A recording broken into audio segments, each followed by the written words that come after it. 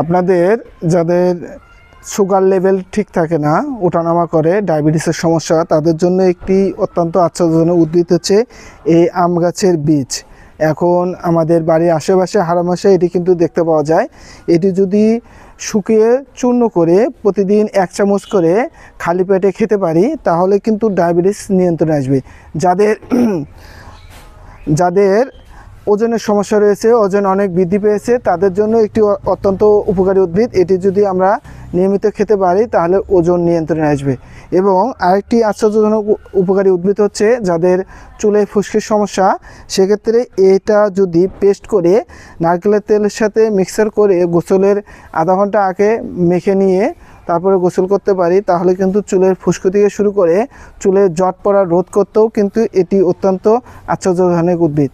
এ ধরনের ভিডিও পেতে চাইলে আমাকে ফলো দিয়ে রাখবেন। আসসালামু আলাইকুম।